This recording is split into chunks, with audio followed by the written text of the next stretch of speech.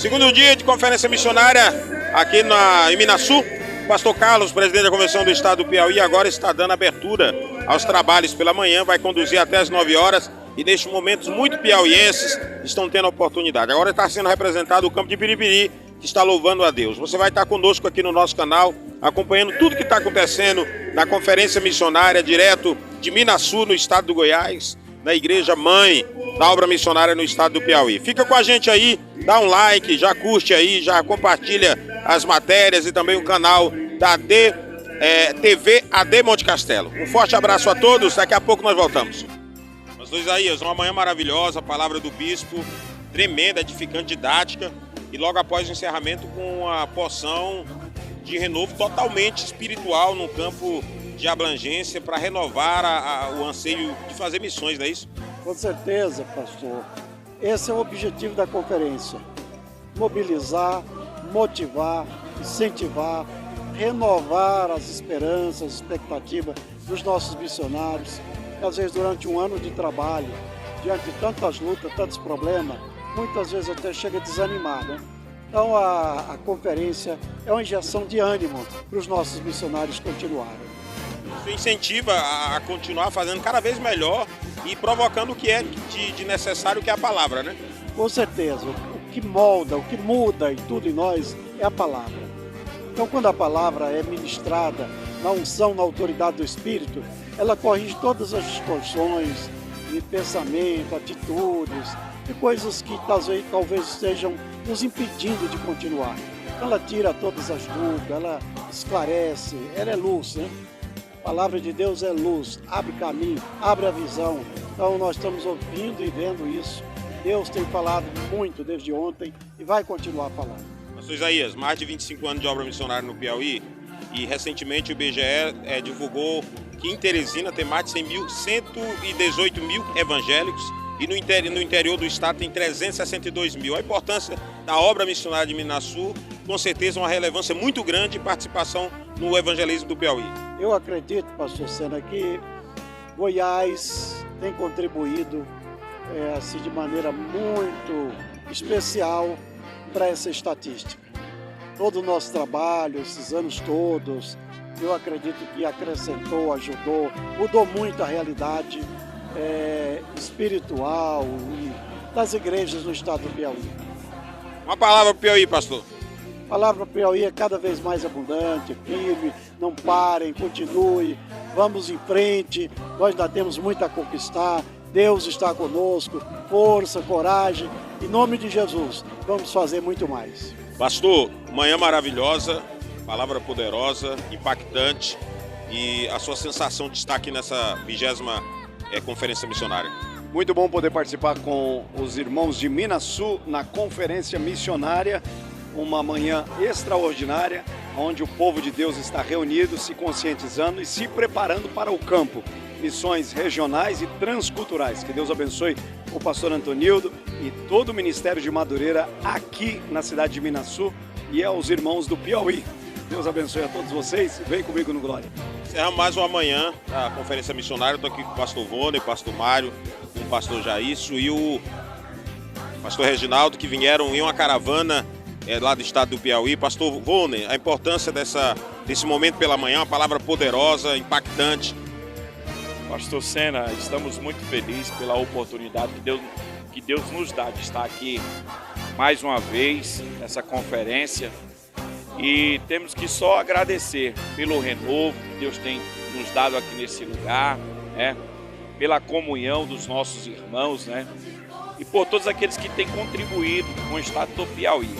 Também feliz de estar com o pastor Mário, o pastor Jailson, o pastor Reginaldo, que pela primeira vez vieram aqui e estão gostando, estão sendo muito abençoados por Deus aqui nesse lugar. Pastor Mário, primeira vez, mas de muitas, né? De muitas, né? Com muita alegria, cumprimentar a todos com a paz do Senhor, dizer que é um prazer muito grande poder estar neste lugar e vendo de uma forma maravilhosa Deus falando grandemente com o seu povo. Isso muito nos alegra e faz com que o povo que Deus estabeleceu nesta terra, ele traga sobre si uma marca mais do que vencedor. Isso é importante para nós. O senhor ouviu muito falar sobre a obra missionária em Minaçu, mas está tendo uma visão mais ampla. o senhor sai daqui mais reforçado do entendimento da grandeza da obra missionária, não é isso? Isso, e renovado. E fiquei grato ao pastor Mário, né, pelo convite, né, que está conhecendo essa cidade maravilhosa e abençoada, né? E fiquei feliz de estar aqui, né? Muito bom. Senhor Jair, embora o senhor seja goiano, mas não conhecia Minaçu, né? Celeiro de missões, qual a sensação que o senhor teve de viver essa 20ª conferência missionária? Pastor Sena, a sensação é a melhor possível. Com certeza saio daqui renovado, cheio da presença de Deus e com mais ânimo para fazer a obra do Senhor. Essa é a sensação de renovo, de estar pronto para voltar e fazer aquilo que Deus nos chamou para fazer. Já colocou o nome na lista para a próxima conferência? Com certeza. O ano que vem a gente está aqui firme. É bênção. Obrigado. Obrigadão. Estamos aqui com a pequena representatividade da caravana de Timon, pastor Juvenal. Pastor Juvenal, aí amanhã tremenda, hein? Palavra simples, objetiva e construtiva para renovar o anseio de fazer missões, né? Uma palavra abençoada, pastor Sena. Vamos sair daqui renovado, com uma visão ampla, com vontade de fazer mais a obra, com vontade de fazer mais, saindo daqui fortalecido e agradecido a Deus por tudo que Ele tem feito, vai fazer na nossa vida e vamos avançar mais na obra de missão. Amém. Primeira vez que o senhor vem aqui em Minaçu ou é a segunda? Já é várias vezes que eu já venho em Minaçu e é um lugar abençoado por Deus. Eu tenho certeza que quando a gente vem para cá, a gente vem, recarrega as baterias, volta renovado, cheio da presença de Deus. E com uma palavra dessa maravilhosa, hein, pastor Sena? Não tem como a gente voltar alegre na presença de Deus, não. Já colocou o nome na próxima caravana? Não, ainda não. Só com o nosso deputado ali, para trazer uma palavra para nós ouvir aqui, saber o que ele precisa e o que ele achou também, né? Nosso querido Presbítero Valderi, rapaz. Vem cá, rapaz. Valderi, Timon em peso aqui em Minaçu. E o senhor gostou da manhã, de ontem, de hoje? Amém, é uma bênção de Deus. Está faltando só o timonense vir mais, em nome de Jesus. Vai sair daqui incentivando. Mas, rapaz, a próxima vez nós trazer uma caravana de 2 ônibus para cá de Timon, em nome de Jesus. Maravilha. Eu profetizo. Amém. Um abraço. Meus amados irmãos, minhas irmãs, Pai do Senhor Jesus. Espero que todos tenham tido uma ótima noite, como eu tive também, não é? De descanso, de renovo, de ânimo, de energia, prontos para enfrentar um dia aqui na presença do Senhor, como estamos já nesse momento de devocional, servindo ao Senhor.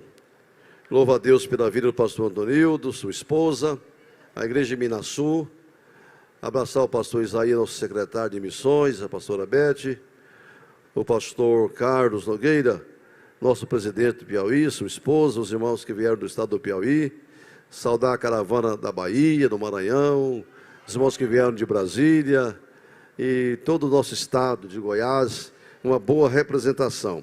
Os pastores que chegaram agora pela manhã, as caravanas, graças a Deus pela vida de todos, né? Louvado seja o Senhor. Mas, irmãos, eu quero ler e vou ler o versículo tema, que vocês já decoraram, não é? 1 aos Coríntios, capítulo 3, o versículo 6, que vai nos dizer o seguinte: eu plantei, Apolo regou, mas Deus deu o crescimento. Amém? Certamente outros preletores falarão, eu plantei. Outros vão dizer, eu reguei. Mas eu quero falar essa última parte aqui. Deus dá o crescimento. Não é?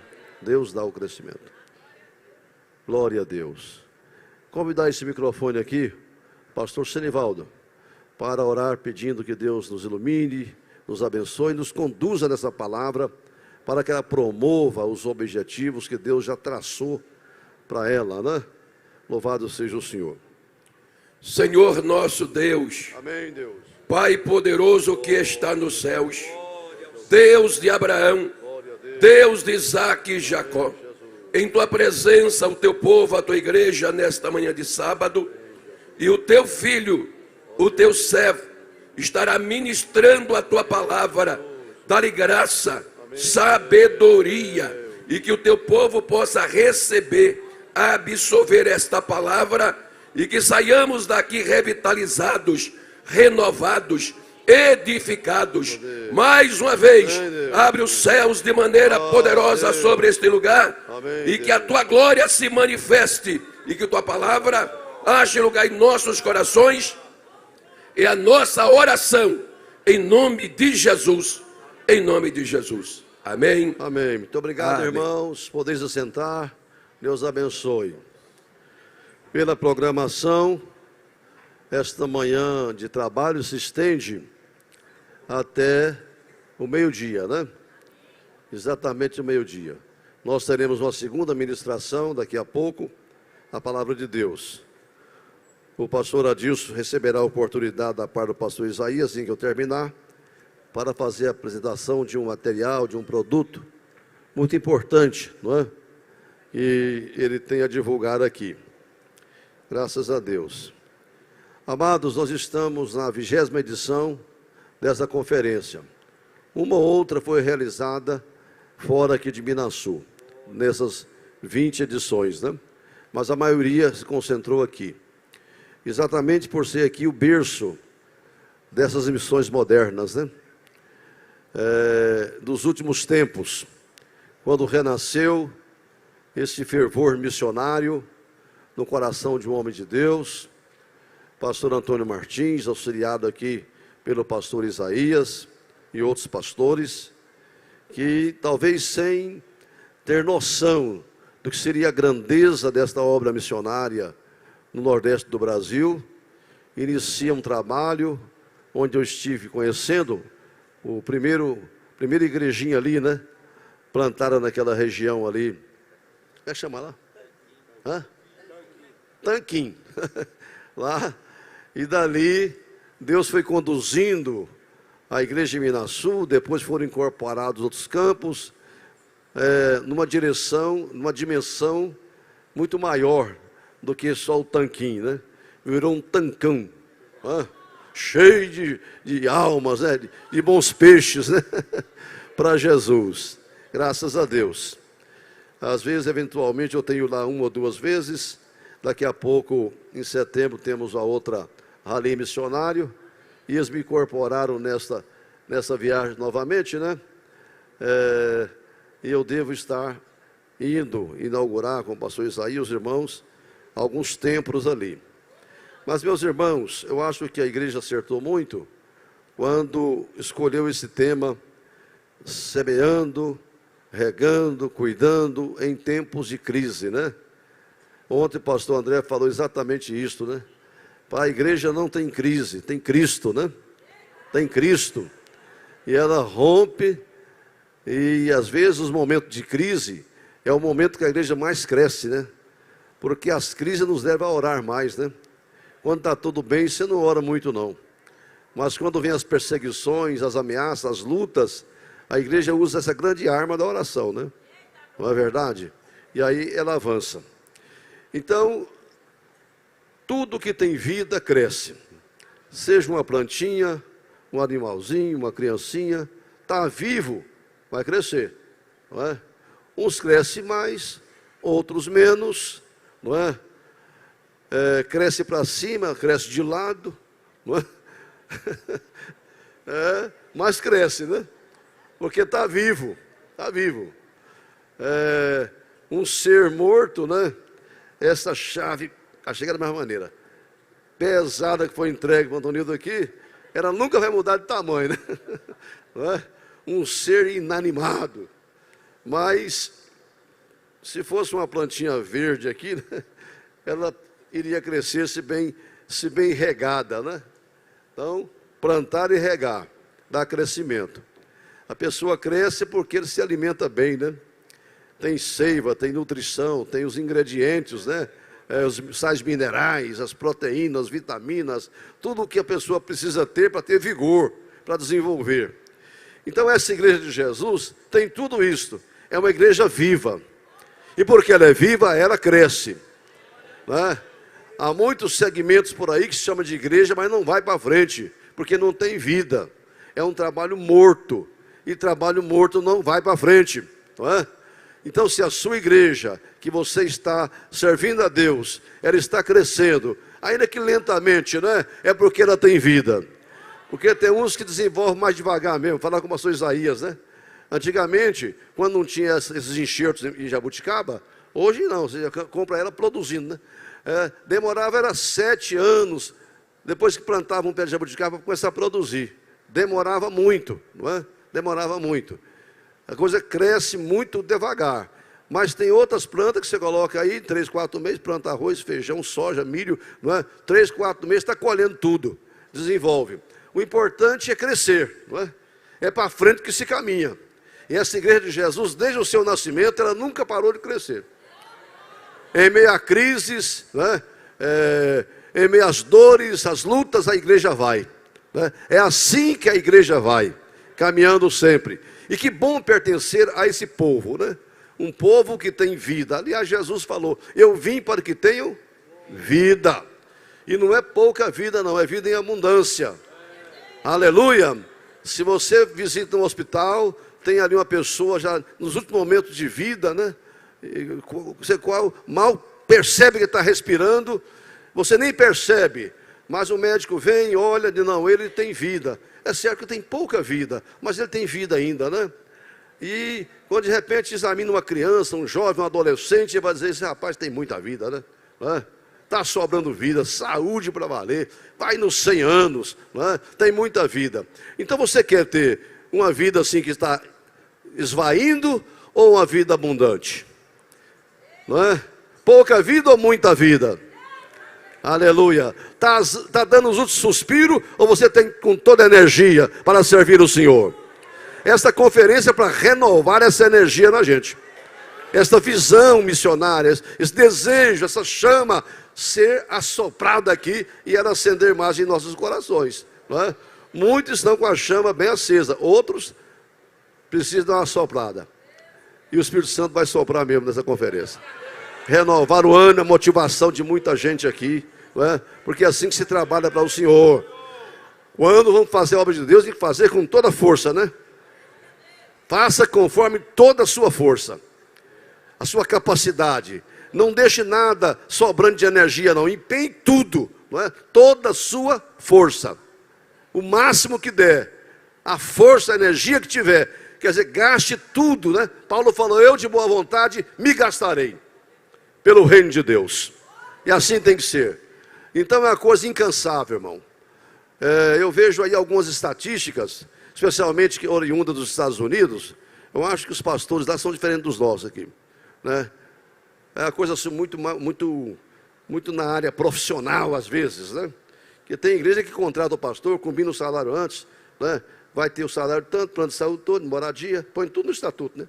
Tal. Você tem tantos dias de descanso, tantos dias de férias, combina tudo, como se fosse um funcionário, não é? Esse elemento fica, então, engessado, né? Tem que cumprir aquela tarefa, aquelas 8 horas por dia, e ele é um empregado da igreja. Aí vem a estatística depois, os pastores estão estressados, os pastores estão deprimidos, muitos pensam em abandonar o ministério. Eu fico imaginando, isso não pode ser verdade. Essa estatística não pode ser verdade, pode ser verdade lá, mas não aqui. Aqui não tem pastor estressado? Tem. Pastor deprimido? Pode ter. Mas não é deprimido por causa do evangelho, da obra de Deus, não. Que é um ser humano, não é? Tem família, tem conta para pagar, não é? Tem inimigo, tem adversário, tem Satanás enchendo a paciência, tem um punhado de coisa. Mas não é a obra de Deus que desgasta. Não é a obra de Deus que deprime. Não é a obra de Deus que dá ansiedade. Não é? Não. A obra de Deus é prazerosa. Servir ao Senhor com alegria. Tem que ter prazer em servir ao Senhor. Então não posso aceitar isto. De maneira, meus irmãos, que Deus é que dá esse crescimento, né? Aliás, o Salmo diz lá, se o Senhor não fizer, nada acontece. Por mais que eu me esforce, sem Deus vira nada, mas com Deus cresce. Deus dá o crescimento. Eu posso plantar, posso regar, se Deus não pôr a mão, não adianta, não é? Por isso que tudo que vamos fazer, você põe a mão e pede a Deus colocar a mão em cima. Faz um projeto e peça a Deus para aprovar o projeto. colocar a mão em cima, porque senão fica só um projeto humano, não sai do papel, não sai do lugar. Mas se Deus agradar daquele sonho, daquele projeto, daquela ideia, meu irmão, ela vai para frente. Aleluia. A igreja primitiva crescia, diz a palavra de Deus, em meio às perseguições. Lá, quando chega a narrativa, lá já no capítulo 9 de Atos, depois de uma longa caminhada da igreja, está um relatório positivo dizendo: e as igrejas em toda a Judéia e Samaria se multiplicavam, andando na consolação do Espírito Santo, no temor do Senhor. Aleluia. Crescia a igreja em meio às crises, às dificuldades, andando na consolação do Espírito Santo, se multiplicavam por toda parte, né? Graças a Deus. Mas há um crescimento que não nos interessa, é um crescimento ilusório, fantasioso, um inchaço. Irmão, é muito bom receber irmãos que vêm com carta de mudança. É maravilhoso receber irmãos que vêm de outras igrejas, não é? Isso é bom, mas isso não representa crescimento da igreja local, não é? Crescimento é quando você ganha almas para Jesus, quando vem do mundo. Eu vi essa irmã cantando aqui, quando ela levantou, eu vi que ela estava toda tatuada, né? Eu falei para minha esposa, ela é nova convertida. E eu não conhecia ela. Ela é nova convertida. Antes que eu fechasse a boca, ela falou, tem 2 anos que eu cantava lá no mundo, nos bares, mas Jesus me tirou de lá. Aleluia! Porque o crente que é crente, ele não faz tatuagem, né? Mas ela veio assim, Jesus recebeu assim, e fique tranquilo, irmão. O Senhor fez uma obra na sua vida, vamos em frente, né? Graças a Deus. Então, há um crescimento fantasioso, que a igreja incha, mas não cresce. Tem pessoas que num trabalho, em 2, 3 meses, 1 ano, está lá com 1000 pessoas, mas ele ganhou uma? Ele batizou uma? Não. Ele não fez isso. E aí, ele se passa como um grande líder, uma pessoa assim, mas não tem experiência, não sabe o que é o prazer de ganhar uma alma, batizar as pessoas, não é? Para Jesus. Ele fica pescando em aquário, não é? Fica pescando, chamando, oferecendo, negociando, né? Iludindo, internet, chamando. Irmão, nós não podemos entrar nessa onda. A igreja precisa ter estratégia de crescimento real, esvaziar o inferno e encher o céu. Que venha gente da nossa igreja, né? Mas que venha por moto próprio, porque quis vir, não porque eu fiz um aliciamento, né? E criei uma estratégia. Pintei a igreja de preto, e que eu não sei o quê, e chama, agrada a alguns. Eu não posso usar estratégia humana numa guerra sobre-humana, usar uma arma natural numa guerra espiritual. Aleluia, não posso fazer isto. Se vier, sejam bem-vindos, porque veio por iniciativa própria, por circunstância, não é porque agradou vir. Aí não tem nada de errado, vai para lá, vem para cá. Essa migração de crente, ela acontece muito.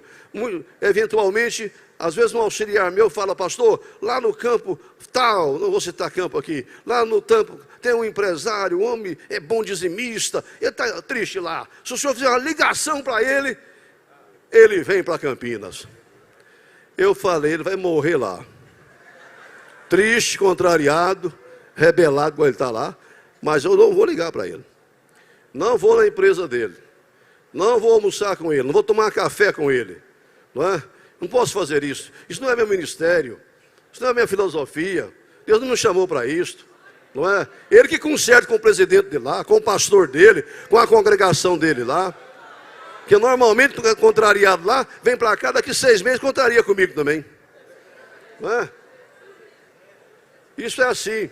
Então é um crescimento que não vem de Deus. Deus dá o crescimento. Mas o crescimento de Deus se dá noutra dimensão. Não é? O crescimento real, efetivo, é que é importante, como aconteceu aqui. Eu há alguns anos estive aqui na conferência e vi um relatório de 8.000 ou 9.000 membros lá no Piauí, parece, na Bahia, não sei. Ali foi um crescimento efetivo, Deus deu o crescimento. Porque não tinha um, e tudo começou com um fiel, que ergueu a mão para o céu. Hoje são milhares e milhares que estão lá. Esse é um crescimento que Deus dá, não é? Crescimento que vem dos céus, que vem de Deus. Um crescimento, e o crescimento precisa ser também integral, né, irmão? Em todas as dimensões. Nós não podemos sonhar. Daqui a pouco eu quero ler uma matéria da revista Veja sobre o crescimento das igrejas evangélicas no Brasil. Agora, fruto do último censo, não é? Mas o crescimento tem que ser integral. Crescer em número, sim, nós estamos falando disso, né?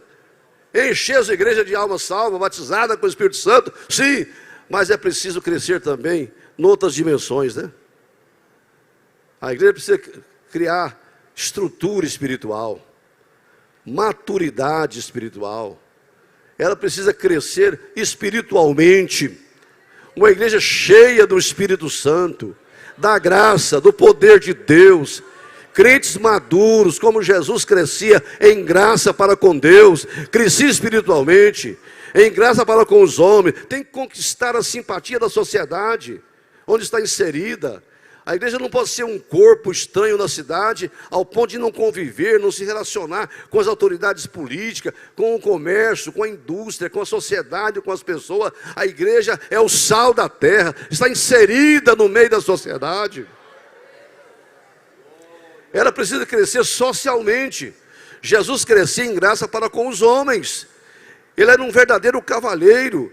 Jesus era uma pessoa muito bem formada. Ele convivia bem na cidade e no campo. O discurso dele na cidade era um. O discurso dele no campo era de acordo, ele contextualizava, não é? Quando ele estava lá nas fazendas, o semeador saiu a semear. Lá na Jerusalém não falava isso, né? Então, era um homem que sabia entrar e sair em qualquer ambiente. Era convidado para jantar em qualquer casa, para almoçar. Ele sabia se comportar e até repreendia o dono da casa quando não cumpria com o protocolo, né? Porque ele conhecia os protocolos social, como é que funcionavam as coisas. A igreja precisa crescer socialmente. Nós não somos um povo alienado, como pensam muitos sociólogos, professor universitário, imprensa, que está aí, que olha para nós com grande desprezo. A igreja cresce em toda dimensão. Jesus crescia em estatura. Isso é crescer fisicamente, né? Crescer fisicamente, tanto em número, como também em templos, avançar. Essa igreja de Minassou, outro dia, estava numa avenida ali, bem pequena, hoje é esse grande templo. Ela cresceu em estatura, né? E assim avança a igreja do Senhor. Eu ouvi de um pastor, de uma outra igreja de outra denominação, que os irmãos reuniram e falaram: pastor, vamos derrubar essa parede, aumentar mais 10 metros aqui. Ele falou: para quê, irmão? Está tão bom assim, né? A igreja está cheinha. Ah, mas não está esperando chegar mais gente, não. Né? Amplia o lugar da tua tenda, da tua habitação. Né? Tem gente conformada assim. Né? Não cresce em estatura.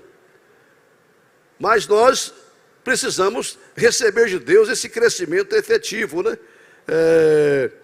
Eu plantei, você regou. Tudo bem? Mas e Deus? O mistério da vida está com Deus, né? O segredo está com o Senhor.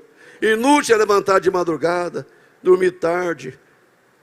Tem que esperar em Deus. Outro dia o pastor Valdir do Bairro Goiás estava falando, dando um testemunho de uma coisa que até eu tinha me esquecido.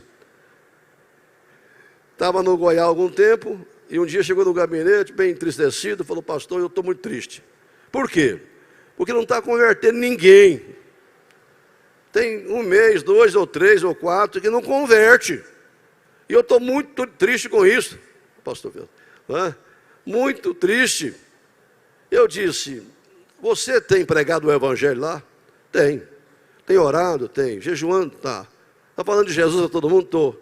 Então, você está fazendo a sua parte. Descansa. Quem dá o crescimento é Deus. Quem salva é Jesus. Quem convence é o Espírito Santo.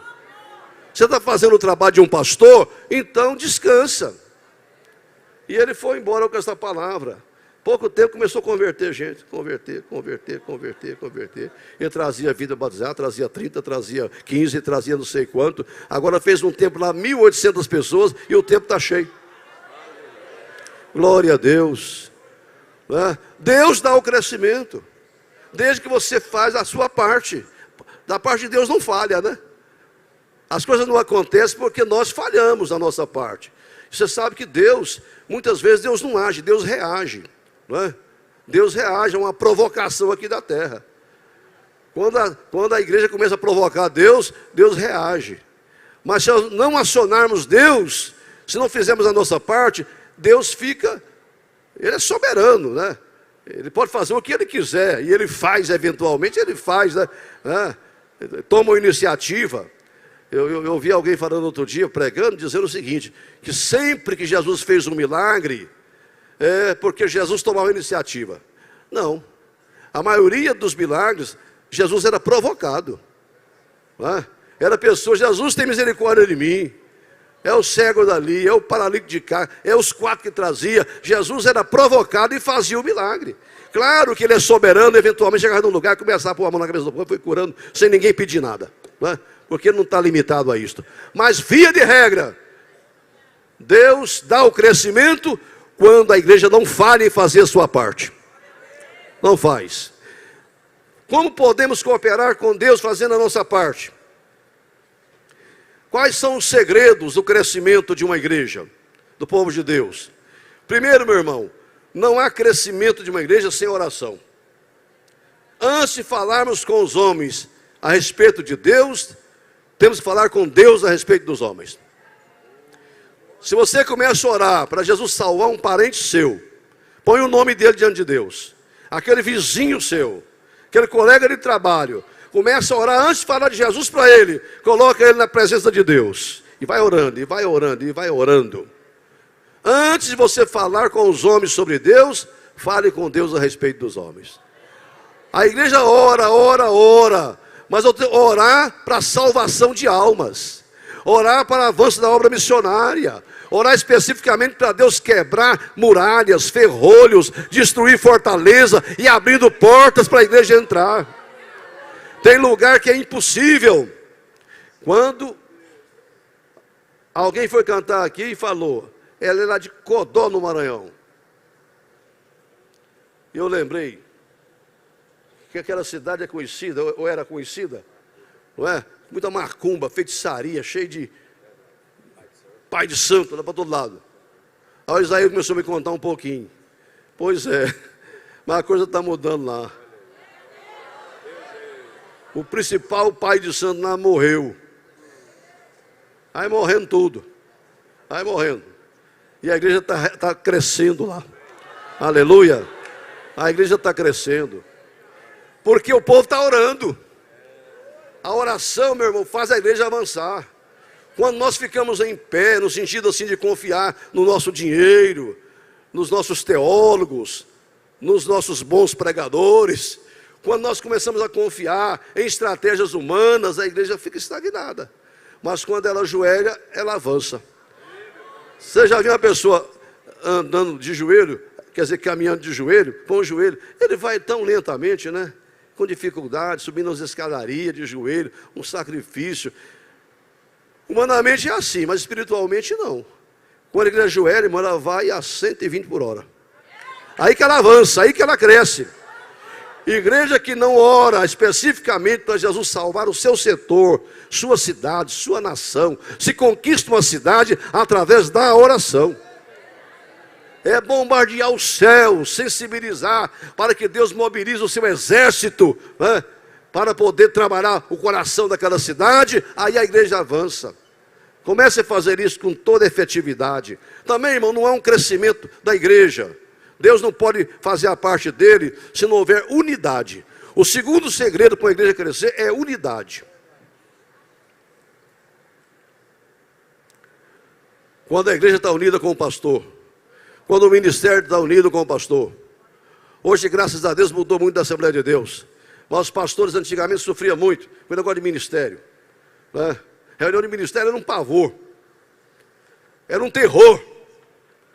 Muita gente não viveu nada, mas eu vou fazer 70 anos agora, dia 6, 52 anos que eu fui consagrado a diácono, não é? Muito jovem, a gente experimentou muito isto. Muito isto. Era uma dificuldade. Outro dia lá em Campinas eu estava lembrando uma coisa, não é? Se falava naquele tempo o seguinte, sobre os presbíteros, por exemplo, não é?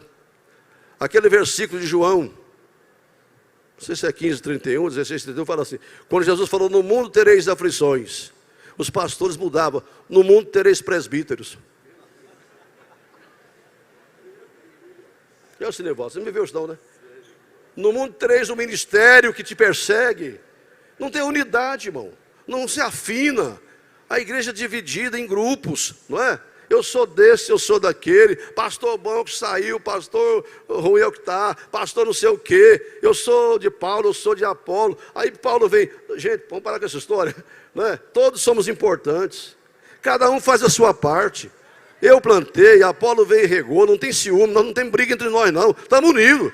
Eu encontro com Apolo, dou Pai do Senhor para ele, abraça, beija, nós também. Entre nós tem paz. Se em Goiás começar uma divisão, cada um vai para um lado, cada campo segue sua estratégia, que não tem unidade na convenção, não é? Cada presidente se sente autônomo para fazer o que quiser e agir da forma que ele quiser, nós fica lutando entre nós, administrando crise, dificuldade, o diabo é bom para semear isso, né? Para poder a gente ficar só degradando entre nós, esquecer da evangelização, da obra missionária, do trabalho do Senhor. O segredo para crescer uma igreja é a unidade do povo de Deus. Todos irmanados, quando o crente é soldado, vai ele vai, vem ele vem, obedece o comando. Assim tem que ser. Igreja dividida não cresce. Por isso que o diabo procura colocar uma cunha e começar a dividir a igreja. Irmã com irmã, Paulo falou das duas irmãs que estavam atritando uma com a outra lá, se estranhando, né? Aconselha aí, não sei se é trifora, trifena, para essas mulheres querem entrar em paz, não é? Manda essa mensagem acalmar o coração e abraçar uma com a outra aí, porque eu estou sabendo que elas estão aí em guerra, se degradando, não é? Lá na igreja tinha esse negócio. Paulo consertou logo. Une essas mulheres aí. Ali de senhora que saiu, persegue a quem entrou, e não sei quem. Irmão, eu estou citando um exemplo tão miúdo, mas isto, no conjunto geral, atrapalha a igreja. Nós não temos que estar guerreando com denominação nenhuma. Deixa isso para lá. Cada um tem estratégia que quiser ter. A revelação, a direção que deu. Jesus falou, se não é contra nós, é por nós. Às vezes nós queremos ser muito exclusivista, né? Senhor, encontramos alguém expulsando demônio e não faz parte do nosso grupo aqui. E não segue, não te segue conosco, né? Segue o Senhor, mas fazendo parte do outro grupo. Aí Jesus, deixa eles. Quem não é contra nós, é por nós. Vamos cuidar de nós. Também não tem que estar copiando nada de ninguém, não, irmão. Outro dia eu falei e circulou por aí que a Igreja Assembleia de Deus completou 112 anos. Então, a modéstia à parte, quem está com 112 anos, é difícil estar aprendendo com alguém, né? Não é? Tem alguma coisa para aprender. Como é que eu vou ensinar um ancião de 80 anos? Ele tem que me ensinar que tem 70, novinho igual eu estou, né? Não é? 80 ensina os 70, eu ensino vocês 60, não é? Como é que pode ser isso? Então, vamos ter cuidado quanto a isto. A igreja no Brasil precisa ter unidade. Unidade é o seguinte, de combater o inferno, combater o Satanás, combater ideologias contra o Evangelho, quer desconstruir os nossos princípios e valores, tem que estar unido. O povo é forte. Irmão, uma cidade, o povo de Deus só é respeitado quando é maioria. Todo lugar, a maioria que manda, a minoria geme. Nós temos gemido muito porque é minoria. Sabia disso? Os evangélicos têm gemido porque é minoria. Mas daqui a pouco eu quero ler um negócio aqui. Segredos para crescer. Seguir a direção do Espírito Santo. Tem gente muito inteligente no nosso meio, cheio de boas estratégias, não é? Mas, irmão, não é isso que funciona. O irmão um dia falou para mim, agora eu aprendi uma técnica de pregar. É infalível, uma técnica, funciona. Mas desde quando tem que ter técnica para pregar, irmão? Não é? Funciona. Umas estratégias aqui nova. Não, irmão. Para pregar você tem que estar cheio do Espírito Santo. Andar na direção de Deus. Não é? É. Isso é igual alguém um dia falou. Eu li um certo livro de Orlando Boyer, que ninguém aqui leu. Tinha aquela espada cortante 1, espada cortante 2. Né? Uns livros muito simples. Mas ele fala lá, você pode ter um canhão, na época não tinha essas armas modernas, né? Um canhão.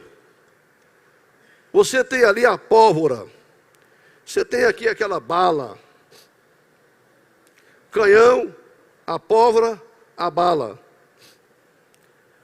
Mas se não tiver um fogo, não adianta. Não é? Pode ter toda a estrutura, mas se não tiver fogo, não vai estragar o arraial do inimigo. A igreja tem que ter toda a estrutura, tem que ter o canhão, a bala, a pólvora, mas tem que ter fogo. Tem que ter o Espírito Santo na vida da igreja para a obra funcionar. Glória a Jesus. Levante sua mão, adore a Deus. Você que é cheio do Espírito Santo, que segue a direção do Espírito Santo. Irmão, a igreja cresce quando anda na direção do Espírito de Deus. O Espírito Santo vai guiando o pregador, o pastor, a igreja, vai orientando, né? E nem sempre, irmão, a direção do Espírito Santo coincide com a nossa. Eu estou pensando uma coisa, mas o Espírito Santo pensa outra. Eu quero ir para um lugar, o Espírito Santo manda para outra. O Filipe estava tão bem lá em Samaria, avivamento, a cidade se convertendo, cura, milagre. O Espírito Santo vai lá e manda ele sair da cidade e ir para o deserto. Direção de Deus, irmão. Porque ele foi, ganhou o eunuco, e o eunuco foi lá para a Etiópia e fundou a igreja naquele país. A história conta isto, que o eunuco chegou convertido lá e plantou o evangelho na Etiópia. Já pensou se você ficasse em Samaria? Era uma cidade, igual ganhou um país, uma nação, direção do Espírito Santo. Aqui em Uruaçu, Zé Cláudio pediu para resolver uma situação emergencial. Há muitos anos, um pastor chamado Joatã. Joatã dirigia lá em Uruaçu, eu lembro dele. Moisés se lembra, né? Ele dirigia o culto na cidade. Um dia uma família veio da zona rural e se converteu naquele culto. Ele pegou o endereço daquela família para visitar aquela família na fazenda distante. Mas ele não guardou bem. É ali depois do morro, né? Que negócio, na fazenda do seu Zé, seu Vílio, tem uma porteira aqui, tem uma tabu, não sei aonde. E ele foi lá visitar esses irmãos. E ele saiu, procurando essa fazenda, esse local desses irmãos.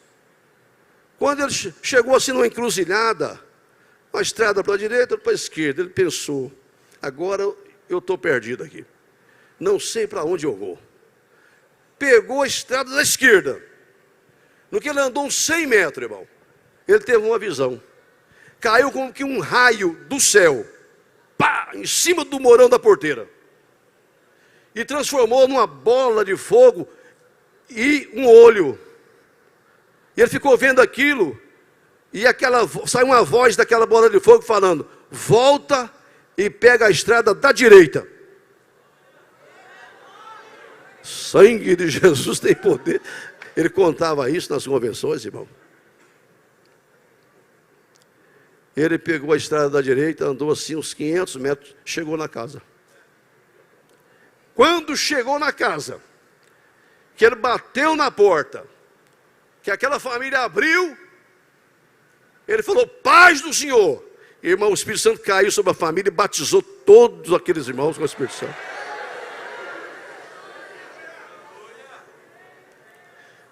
Isto é andar na direção do Espírito Santo. Não é para a esquerda, é para a direita. Não é para a esquerda, é para a direita. Olha, irmãos, tem que andar na direção do Espírito Santo. Você que pegou a esquerda, olha o olho de Deus, a boca de Deus, dizendo, é a direita, irmão. Aleluia. Eu vou até que hora? Até meio-dia, ainda tomou o tempo aqui do Fiuza. Amados, segredo para um crescimento efetivo, para Deus dar o crescimento, um evangelismo eficiente, ousado. Você está no Piauí, na Bahia, no Maranhão, em Goiás, qualquer parte do mundo. Irmão, o evangelho tem que ser pregado com destemor, com ousadia. A melhor mensagem que existe é o evangelho. Nós não fomos chamados para discutir o evangelho, para parlamentar, para estar debatendo o Evangelho. Jesus falou, ide pregai o Evangelho, é autoridade. Nós só temos que pregar o Evangelho. Não perca tempo pelo caminho, né? Discutindo o Evangelho, debatendo o Evangelho. Isso você faz internamente nas universidades evangélicas, nos seminários, encontros internos da igreja, não é? Em seminários de ciências bíblicas. Aí nós podemos debater, não é? Discutir o Evangelho. Mas quando sai para evangelizar, é evangelizar. Se o cara quer discutir com você, meu irmão, não fui chamado para discutir. Eu fui falar que Jesus é bom, salva, perdoa, te liberta. E se você abrir o coração, você vai ser feliz. Amém? Está dado o recado. Ontem eu contava numa igreja lá um testemunho do que ele tem que fazer. A irmã Bonina, a irmã já morreu há muitos anos. Ela, 3 da manhã, ela ouve uma voz. Levanta e sai. Ela só estava com a filha dela. Levanta e sai. Ela, estou ouvindo isso, será? Foi dormir de novo, levanta e sai. Terceira vez, levanta e sai. Ela acordou a filha. Deus está mandando nós levantar e sair. Minha mãe, 2 mulheres, 3 da manhã, em Goiânia. Mas está mandando, eu vou sair. Ela levantou, arrumou, as duas saíram andando numa rua, entra daqui e dali. Daqui a pouco tem um edifício, tudo escuro, mas lá no quarto andar, por exemplo, tinha uma luzinha acesa. Estava acesa lá. Todo mundo dormindo, mas ali ela percebeu que tinha alguém acordado. Ela só olhou para lá assim, ó, com a voz forte. Homem, mulher, moço, rapaz que está me ouvindo, Jesus te ama. Homem, mulher, moço, rapaz que está ouvindo, Jesus te ama. E falou com a filha dela, pronto, vamos dormir. E foram embora, dormir. Quando vem a noite no culto, o pastor está dirigindo, entra um rapaz cabeludo, cabelo assim, naquele tempo usava muito isso, né? Cabelo nos ombros, um moço entra estranho e chega no púlpito, me dá o microfone, quer falar. Aqui, falar como? Um cabeludo desse? Um barbudo desse, não vai falar não. Dá o microfone para dar, eu quero falar. Ah, então, tá, fala. Eu vim aqui hoje, porque aconteceu algo comigo que eu quero contar para essa igreja. E eu vim aqui me entregar para Jesus, sabe por quê? Ontem, às 3h da manhã, eu estava em meu apartamento, tinha preparado um copo com veneno, eu ia te dar cabo na minha vida. Quando eu fui levando o copo, veio uma voz não sei da onde. Homem, mulher, moça, rapaz, está me ouvindo? Jesus te ama. O copo caiu na minha mão. O copo caiu na minha mão. E hoje eu vim aqui para ser crente. E a irmã estava no culto. Isso é a direção do Espírito Santo. É evangelismo eficaz, ousado, não é? Louco. Negócio assim de doido mesmo, né? Esses missionários têm feito umas loucuras aí, que eu digo o Wiltin, né? As coisas que é loucura do evangelho mesmo. Mas é assim que a igreja cresce, que Deus põe a mão. É usando esses loucos que saem pelo mundo, né? Virando o mundo de cabeça para baixo, transtornando a sociedade, mudando situações. Aleluia, levante a sua mão, adore a Deus. É evangelismo eficiente, ousado, eficaz, sem destemor. Quando a autoridade começar a levantar, vocês não podem falar, não pode falar, não pode falar. Ah, como que não pode falar? Julga vocês mesmos. Se é correto obedecer aos homens e não a Deus. Nós vamos continuar falando do que vimos e ouvimos. Ninguém vai calar a voz da igreja. Aqui não tem covarde não. A Marta Suplicy apresentou um projeto há alguns anos, quando era senadora, dizendo, olha, a igreja pode pregar o que quiser, falar contra o homossexualismo, falar contra o aborto, falar contra tudo, desde que fala só dentro das igrejas. Que não fala no rádio, na televisão, nas praças públicas, não fala nada. Sai para lá, demônio. Nós vamos falar aqui, vamos falar na rua, no rádio, para todo lado. Eu vi um pastor dizendo o seguinte, olha, eu respeito e amo os homossexuais, mas eles estão errados. Ponto final. Não estou mandando ninguém matar ninguém, nem apedrejar, nem nada. Eu amo e respeito, mas eles estão errados. A igreja é uma voz profética que denuncia o pecado da nação. Ela tem que ter ousadia para fazer isto. Ah, pastor, você é perseguido, você é preso. Então, você não é o primeiro, né?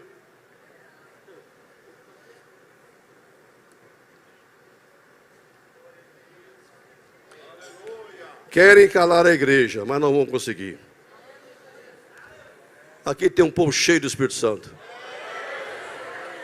Glória a Deus. Louvado seja o Senhor. Esses homens que têm alvoroçado o mundo chegaram em nossa cidade. Que seja um testemunho, irmão, no Nordeste, em toda parte. Estes homens que têm colocado o mundo de cabeça para baixo chegou aqui. Porque alvoroçar e colocar de cabeça para baixo, literalmente, né? Só que eles enganaram. Esses homens têm colocado o mundo de cabeça para cima. Tem consertado o mundo. Chegou até nós. Crescimento da igreja. Eu tenho aqui uns minutos. Igrejas evangélicas multiplicam templos e expandem influência política. Uma matéria da Veja.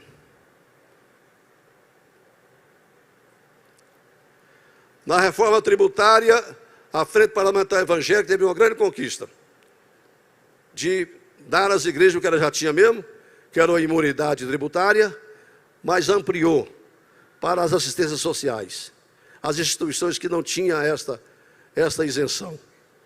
Diante disso, a revista Veja coloca: o episódio mostrou, mais uma vez, a relevância política dos evangélicos, cuja força é a cada dia mais visível na vida social, seja nas ruas, com marchas que reúnem multidões em várias cidades do país. Na cultura, até a Globo teve que ceder. Na internet, com personalidades que mobilizam milhões. Nas plataformas, na música. Na mídia tradicional, os evangélicos controlam vários veículos de rádio e televisão. Uma outra parte que destaca, mostrando a influência e o crescimento da igreja. Fruto desse censo. Veja os irmãos. Observe aqui. Em 1969, o total de igrejas, 188. Em 79, 6.112. Em 89, 15.231. Em 1999, 28.976. Em 2009, 54.012. Em 2019, 100.311. Igrejas que cresceram em 10 anos, na última década. A Assembleia de Deus. Olha o gráfico, lá em cima. Então você achava que eram os neopentecostais? Você achava que eram as igrejas tradicionais? Em 10 anos, 9.348 novos templos. Avanço 115% em 10 anos. Congregação Cristã do Brasil, 3.445, avançou 92. Igreja Universal, 2.515, avançou 90. Igreja Mundial, 2.310. Deve ter fechado um que não paga o aluguel, eles vão fechando. Avanço 72%. Igreja Cristã Maranata, 1.530, avanço de 35%. Somou tudo aqui, não deu o crescimento da Assembleia de Deus. Aleluia! Deus está dando um crescimento, irmão. Porque essa igreja é uma igreja que tem base, fundamento e não foge dele. Os nossos pilares foram fixados e nós não abrimos mão. Foi discutido agora na convenção, batiam com o Espírito Santo para nós, continua sendo com a evidência inicial de falar em línguas estranhas. Claro que não é só o único evidência, não, começa, é o inicial. Fala em língua estranha, depois tem dons, tem pureza, tem santidade, tem compromisso com a Bíblia, tem compromisso com o reino de Deus, anda honestamente, não é? Ama os irmãos, vai aumentando. Aumentando. Nós decidimos que os dons espirituais são atuais. É para hoje, é para agora. Milagre, prodígio, maravilha, revelação, discernimento, profecia, revelações é no meio do povo de Deus. E a igreja cresce, a igreja cresce. Deixa eu ler algo mais aqui. Segundo eles, né? A transformação social recente do Brasil. Em 1940, irmão, quando o Brasil fez o primeiro censo, os evangélicos eram 2,7% da população. Em 2010, eram 22%. O censo de 2022, 30% da população. Os católicos, a projeção é que superarão os católicos em 2032. Era impensável para um país que teve uma missa na sua fundação, e onde até o advento da República, o catolicismo era a religião oficial, seguida por 90% dos brasileiros. A expansão evangélica impulsionou todas as correntes, pentecostais, neopentecostais, missionárias, que se beneficiam do declínio do catolicismo. O catolicismo perde 1% de fiéis a cada ano. E para onde vai esse povo? Está vindo para cá. De acordo com a pesquisa global Religion 2023, feita pelo Ipsos, em 26 países, concluída em maio, os evangélicos já são maioria entre os jovens, até 30 anos. Maioria até 30 anos de evangélicos no Brasil, entre os jovens. E fala que essa igreja nossa é uma igreja arcaica, superada, cheia de sistema, só tem velho. Como assim? Maioria de jovens evangélicos no Brasil. Aleluia. Isso é crescimento, irmão. Aí eles vêm com umas desculpas aqui. 3 motivos para aquecer: a urbanização do país, a ausência do Estado e maior agilidade em relação ao catolicismo. Não discute mesmo não, né? A escassez de paróquia nas vilas. O que significa isso que estão dizendo? Que as igrejas estão espalhadas. Todo lugar tem. Não é estratégia boa de crescimento, irmão? Plantar a igreja nas grandes cidades, pequenas cidades, vilarejo, vila. Assembleia de Deus é assim, lá em Goiânia é assim. As incorporadoras imobiliárias vai construir um novo setor, um bairro, né? Quem primeiro compra o lote é a Assembleia de Deus. Chega primeiro do que crente. A Vila Boa, que hoje é uma potência, graças a Deus, mas eu fui com o pastor Albino comprar o lote lá. Era o setor do Novo Horizonte. Tinha o Novo Horizonte, um conjunto recém-formado, e em frente era a Vila Boa, que não tinha nada de boa, não tinha nem casa. Era um setor que tinha feito as ruas. O pastor Albino foi lá e falou: vamos comprar o lote aqui nesse setor, Vila Boa. Mas aqui não tem morador, mas é aqui. Agora estão projetando fazer um templo para 4.000 pessoas lá. Plantou a igreja antes de chegar a crente. Aí vem um negócio, né? Não tem paróquia, mas tem Assembleia de Deus. Eu podia ler muito mais, eu fico em pé. Agora, irmão, presta atenção numa coisa. Nordestinos estão aqui. Aqui tem um dado dizendo o seguinte: número de igreja por 100.000 habitantes. O estado do Brasil que tem maior número de igrejas por 100.000 habitantes é o Espírito Santo. Segundo Rondônia. Os estados do Brasil que tem menos igreja evangélica em relação a 100.000 habitantes: Piauí, Maranhão, Ceará, Rio Grande do Norte. Então isso é um dado importante para nós. Mas acho que isso não foi contar a igreja de Madureira lá. Alguém, o recenseador não contou, né, irmão? Porque senão o Piauí já estava em primeiro lugar. A Bahia também. A Bahia está bem, né? Não consta. Olha, então é avançar, irmãos. Não é? Está faltando 33 municípios. Vamos plantar igrejas aí nos 33 municípios. Que alguns campos de Goiás que não estão ajudando, venha somar com essa visão e banque o missionário lá. Para mudar essa realidade desses estados. Aleluia. Vamos fazer a nossa parte, irmão? Se fizermos a nossa parte, da parte de Deus não falha. Deus dá o crescimento. Aleluia. Porque, irmão, tem que crescer, crescer, até quando? Até completar o número dos salvos. Quem sabe esse número? Só Deus. Ele está contando. 2 bilhões. 2 bilhões e 1. E 2. Quem sabe é quando chegar em 2 bilhões e meio. Quando chegar em 3 bilhões. Quando completar o número de salvos, termina a missão nossa. E se acabar a missão, ficar aqui para quê? Vamos então descansar no céu, né? Vai arrebatar a igreja. Aleluia. Vamos orar pelo crescimento da igreja? Orar por cura, orar por emprego, orar pela família, sim. Mas é uma campanha de oração para Deus ir abrindo portas, levantando ceifeiros. Deus fazer uma obra extraordinária nesta nação e que se cumpra a profecia do profeta IBGE. O profeta do IBGE falou 2032, maioria de evangélicos no Brasil. Não é as irmãs que ficam rodando que falou, não. Eu vi a irmã rodando ali, dizendo, mas se eu fizer isso, eu caio na hora. Essa irmã não tem labirintite nunca.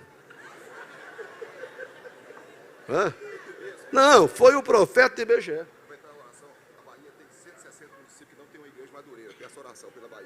Então a Bahia é muito grande, né? 160 municípios. Quantos municípios tem lá? 400 e poucos. 400 e poucos, tem 160 que não tem a Assembleia de Deus. Madureira. Madureira. O desafio é daí, é grande, hein?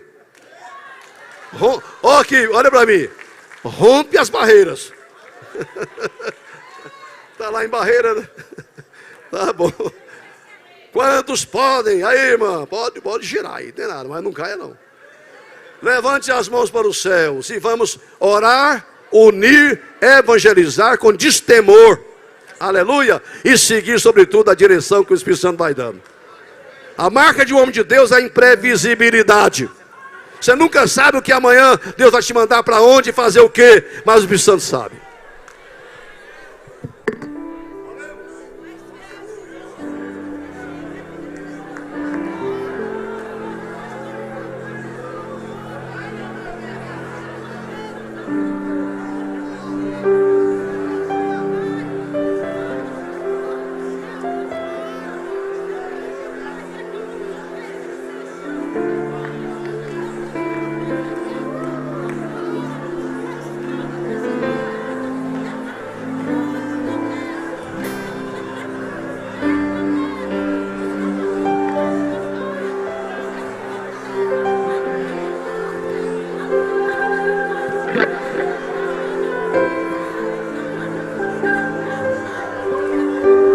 Queridos, com muita alegria, nós queremos estar apresentando o pastor Gilmar Fiuza, que veio nos abençoar aqui como instrumento de Deus.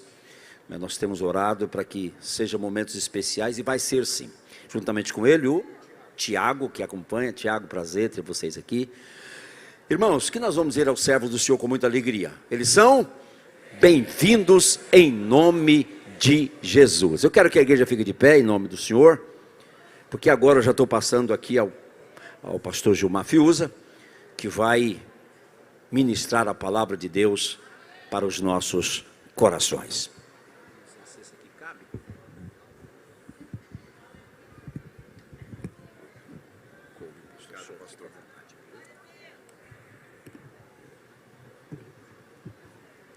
Irmãos, eu vos cumprimento com a paz do Senhor. Aos que estão em pé, tome seu assento, Deus abençoe. Que manhã gloriosa, na presença de Deus, estarmos reunidos neste 20º encontro missionário aqui na cidade de Minaçu. A minha gratidão a Deus se estende na oportunidade em ser recebido pelo anjo da igreja, pastor Antonildo. Muito obrigado pela recepção e pelo carinho dispensado. A sua querida esposa, pastora Diná, Deus abençoe, e a todo o corpo de obreiros aqui desta casa, e poder estar aqui nessa conscientização missionária, nessa conferência, se faz uma bênção para a minha vida e meu ministério. cumprimentando o pastor e a pastora, eu cumprimento todos os obreiros, pastores aqui da região e todos os pastores presidentes. Destacando aqui o amigo pastor Isaías, estivemos lá há pouco tempo e foi muito bom em São Miguel do Araguaia. Que bom revê-lo e que Deus continue abençoando. Já estamos abastecidos por uma boa porção da palavra de Deus. O Bispo Ides já nos trouxe aqui o almoço, eu vou trazer só a sobremesa, tá? Mas quem quer continuar ouvindo a voz de Deus, diga amém. Para tanto, eu quero convidar-lhes para um texto na palavra do Senhor. Quem puder, abra suas Bíblias comigo. Livro de Atos. É uma manhã missionária. E eu penso que esse texto é bem pertinente. Atos dos Apóstolos, capítulo de número 9. E o versículo de número 36. Atos, capítulo de número 9, e versículo de número 36. Quem achou, diga comigo, amém. Ora, havia em Jope uma discípula chamada Tabita, que significa Dorcas. Esta mulher estava cheia de boas obras e esmolas que fazia. E aconteceu naqueles dias que ela ficou enferma e morreu. E tendo-a lavado, a colocaram em um quarto alto.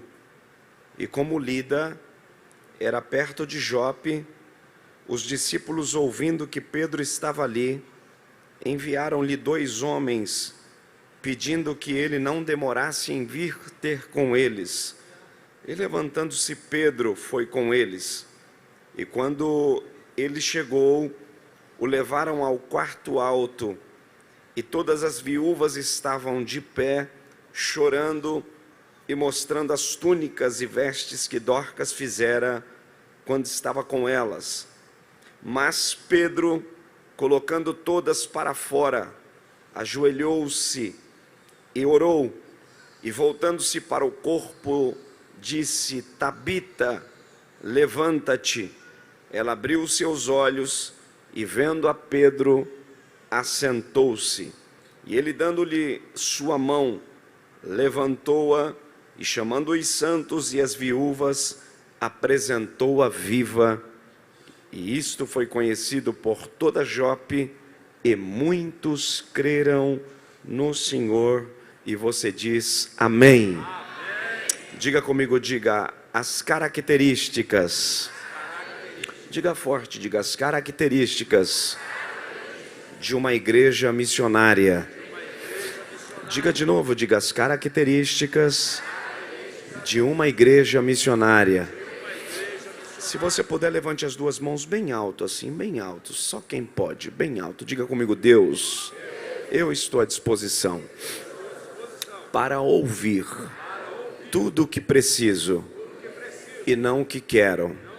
Fala com a minha alma, porque a tua palavra edifica, exorta e consola. Em nome de Jesus, amém. Meus irmãos, o livro de Atos, ele é o princípio, um tratado escrito por Lucas, que principia o início de uma igreja relevante do mundo antigo. Os nossos pais, apóstolos, que receberam de Jesus a incumbência para o trabalho missionário, da responsabilidade da igreja em atravessar os portões do mundo antigo para se tornar relevante no tocante à obra missionária. Essa igreja que, dentre elas, os seus mártires se destacaram, a carta aos Hebreus fala com muita propriedade sobre esses heróis da fé, dos quais o mundo não era digno deles. Homens que apagaram a força do fogo, entraram em covas de leões, tocaram feras, foram picados e mordidos por serpentes venenosas e nada os pararam, pois eles estavam cheios do Espírito Santo. O livro de Atos é um compêndio da manifestação de toda a profecia vinda da parte de Deus através do profeta Joel, que se cumpriu a começar no dia de Pentecostes, numa festa tradicionalmente judaica em Jerusalém, quando os discípulos aguardavam pela promessa que Jesus havia falado, que o Espírito Santo Consolador estaria com a igreja, ajudando ela para o trabalho missionário.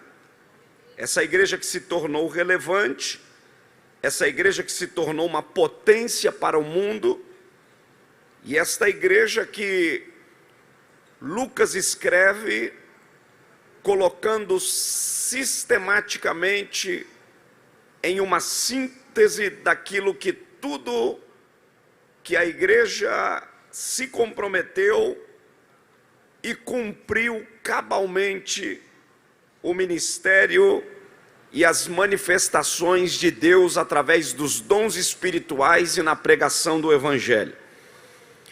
Então nós podemos chamar este livro de Atos dos Apóstolos, mas com a cooperação do Espírito Santo, porque desde o seu primeiro capítulo até o último capítulo do livro de Atos, e vale ressaltar a todos os irmãos que o livro de Atos é o único livro da Bíblia que não termina. O livro de Atos ele não terminou.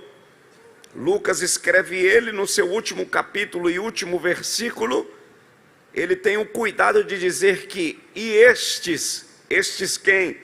Os pregadores, os apóstolos, os missionários, os diáconos, seguiam pregando o Evangelho do Reino com a ajuda do Espírito Santo, sem que houvesse impedimento algum, e esta igreja se tornou relevante. Dados estes que o bispo Ides, que nos antecedeu, falou sobre a potência desta igreja, não só em nossa denominação, mas na esfera mundial.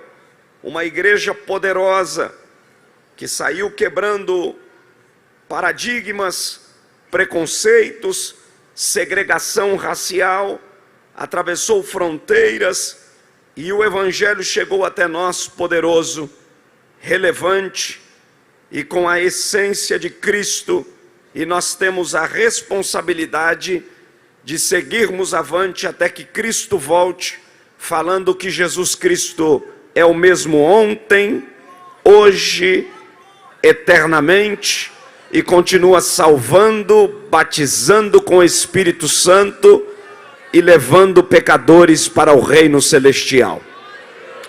Essa mensagem que se tornou poderosa, essa mensagem que se tornou relevante, é a mesma mensagem que pregamos hoje. E o livro de Atos, então nós podemos chamá-lo não só de Atos dos Apóstolos, mas de Atos do Espírito Santo, porque toda a cooperação do livro se dá através do Espírito Santo. Aliás, no dia de Pentecostes, o Espírito Santo desceu e selou todos os crentes, comissionando para o trabalho da evangelização. Então é o Espírito Santo quem prepara os crentes para o trabalho da evangelização. O Espírito Santo, na igreja primitiva, também separou os diáconos para o cuidado da mesa, daqueles que não tinham provisão e nem alimento. Foi o Espírito Santo quem apartou a Paulo, a Barnabé, a Filipe, a Estevão, a homens que fizeram a diferença no ministério.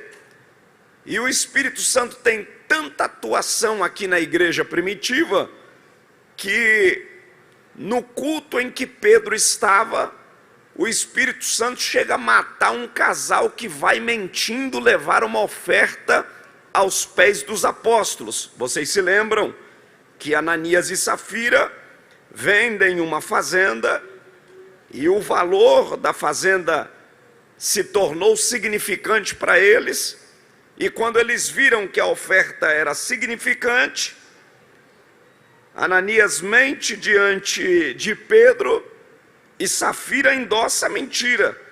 E Pedro, cheio do Espírito Santo, falou para eles: vocês mentiram ao Espírito Santo, e porque vocês mentiram, morre a mulher e o homem também morreu. Eu fico pensando que se o Espírito Santo atuasse hoje na igreja com a mesma liberdade que atuava nos dias da igreja primitiva, não ia ficar um mentiroso em cima do púlpito mentindo. Porque se na igreja de Pedro morreu um casal por mentir, imagine o que não aconteceria nos dias de hoje. Mas esse mesmo Espírito Santo vem cooperando com a igreja e ela vem se tornando relevante e poderosa. E Pedro vai avançando o evangelho. Vale dizer aos irmãos que a condição em que a igreja estava financeiramente naqueles dias não era uma das melhores. O Império Romano, quem dominava o mundo antigo, que recebia os tributos que eram altíssimos, e eles sufocavam os necessitados, até mesmo viúvas tinham as suas necessidades e não eram assistidas pelo governo. Foi para isto que tanto Pedro quanto Paulo atendeu as viúvas em sua demanda, abrindo as mesas para que a igreja também fizesse um trabalho missionário, social, cuidando daqueles que eram menos favorecidos pela sociedade. A situação financeira não era tão boa, era precária. Pedro, mesmo orando, passava algumas dificuldades.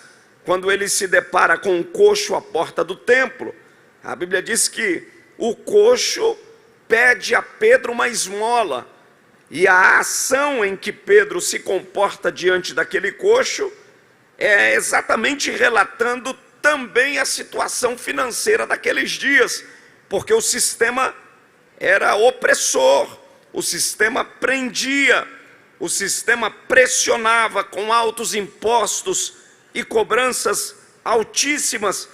E o coxo olha para Pedro e diz: dá-me uma esmola. E Pedro diz: olha para nós.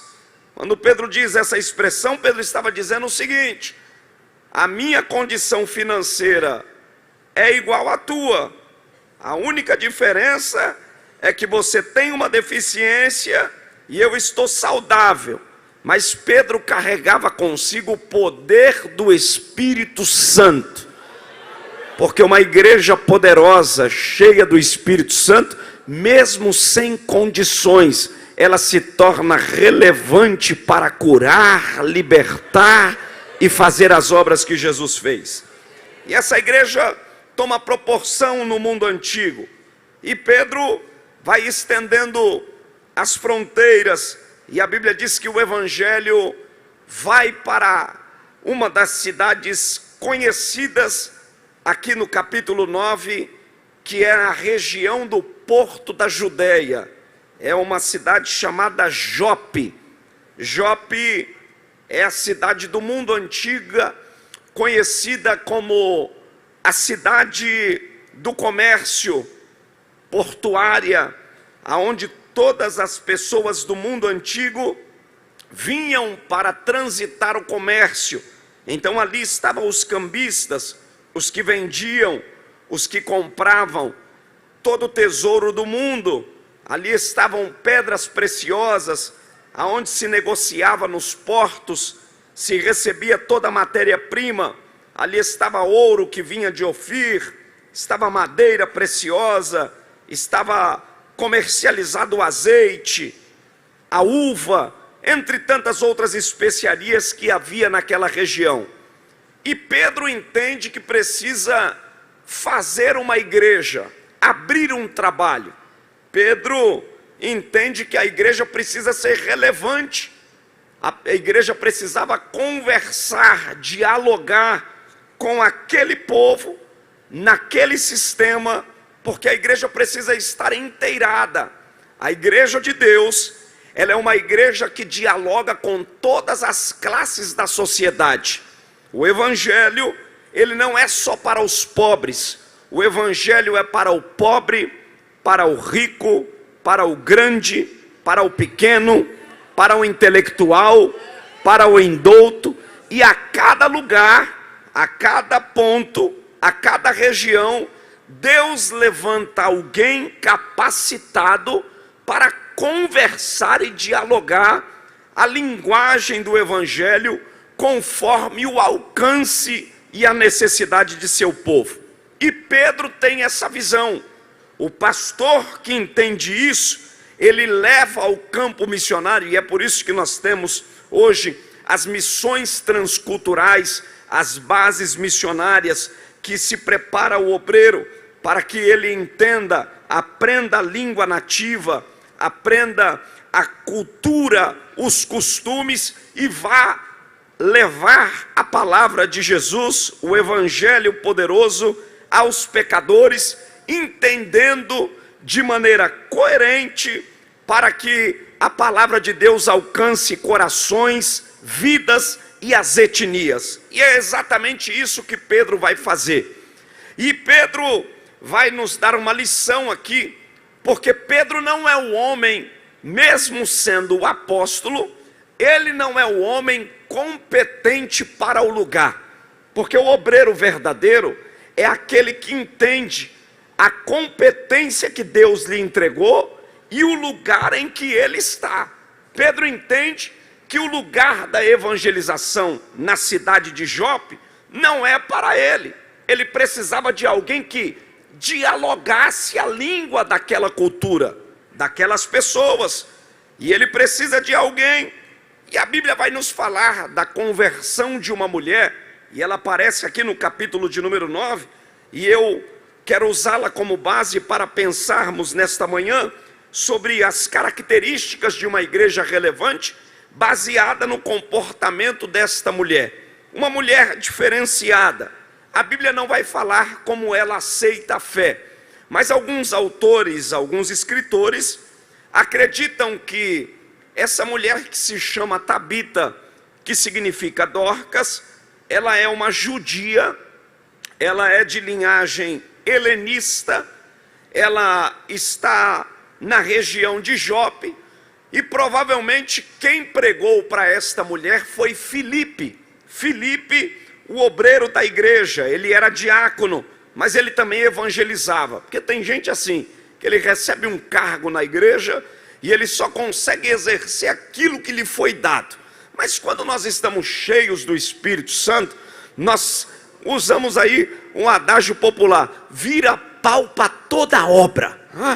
Aprendi no campo missionário, o obreiro precisa saber fazer de tudo um pouco: tocar, cantar, pregar, orar, expulsar demônio, visitar. Ele rege, ele toca, ele canta, ele chupa a cana e assovia ao mesmo tempo. Ele está preparado.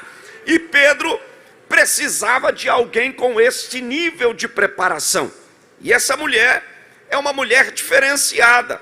Essa mulher, ela está na região de Jope. A região de Jope era tomada por marinheiros. Era uma região onde o fluxo de viagens, tanto para a chegada quanto para a partida, era altíssimo. Para quem não sabe, o porto de Jope é um dos portos mais antigos que a Bíblia menciona, quando o profeta Jonas toma uma embarcação para a cidade de Tarsis, que Deus havia o enviado para Nínive. e é exatamente lá que ele desvia o percurso. Existem algumas especulações e também histórias que dizem que a rainha de Sabá recebeu e enviou muita matéria-prima pelo porto de Jope, inclusive para o templo de Salomão, que estava em Jerusalém. Então, muitas dessas matérias-primas eram transitadas, comercializadas no porto de Jope. E nos dias de Pedro, o comércio aqui era muito fluente, era a potência do mercado. Então lá não só existiam judeus, lá existiam bárbaros, gregos, se falava uma infinidade de dialetos e também principais idiomas, como o hebraico, o grego e o aramaico. Eram as 3 línguas que se falavam, fora os outros dialetos, entre muitos que haviam lá. E essa mulher, por ser de origem helenista, judia, essa mulher recebe o evangelho e ela está trabalhando com o seu povo. Ela é uma costureira, é uma mulher doméstica, que tem uma habilidade ímpar nas túnicas que se faziam, porque as mulheres se vestiam de túnicas naqueles dias, e ela faz um trabalho de bastidor. E Pedro tem a sensibilidade de inserir no contexto essa mulher para ser pregadora do evangelho. Em primeiro lugar, é que o texto vai nos apresentar que, como costureira, essa mulher tinha a empatia de sua sociedade. Ela é empática à sua sociedade, porque provavelmente o grande número de mulheres que ficavam viúvas muito cedo era alto, era um grande índice, porque a maioria dos homens trabalhavam em alto mar, e o mar, ele contém os seus riscos, e aqueles que iam para passar dias, às vezes meses afinco na pescaria, muitos deles não voltavam, porque eram surpreendidos por fortes correntes de ondas, eram surpreendidos por tantas coisas que aconteciam no mar, e às vezes morriam, e a família ficava à deriva, e o Estado, a sociedade, não pagava e não dava o ressarcimento às suas viúvas, e precisava de alguém para ser porta-voz de Deus, para acalentar o choro, para sustentar as famílias e ajudar em suas necessidades. E a Bíblia vai nos falar dessa mulher piedosa. E Pedro entende que o que se precisa na cidade de Jope não é um pregador de praça. Pedro entende que o que se precisa na cidade de Jope não é alguém que vá às casas. Não, senhores. Pedro entende que o que se precisa na cidade de Jope é uma mulher que converse com as mulheres, porque a influência da mulher naqueles dias era também muito grande, pois elas influenciavam seus filhos, seus netos, seus bisnetos, e essa mulher tem uma ferramenta atípica de qualquer um pregador. Essa mulher era diferenciada. Ela não tem nas mãos a espada de Gideão, ela não tem nas mãos uma trilha, ela não tem nas mãos uma vara, ela não tem nas mãos nenhuma arma como uma queixada de jumento, mas ela é habilidosa, ela é diferenciada, porque quando você entende o propósito e o lugar para o qual Deus te chamou, não importa a armadura, não importa a sua condição, o que Deus conta é com a sua disposição para fazer a diferença. E essa mulher entendeu que precisava ser relevante e poderosa para a sua época, e ela é poderosa e relevante, entendendo um contexto de sua sociedade. Ela entende o contexto político, ela entende o contexto econômico, ela entende o contexto social.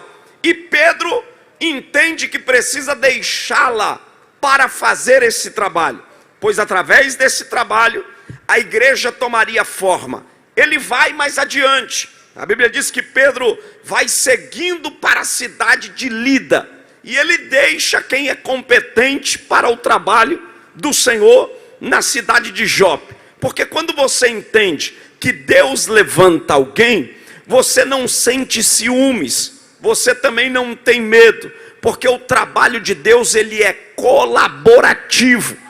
Um planta, um rega e o outro colhe, e o nome do Senhor sempre será glorificado.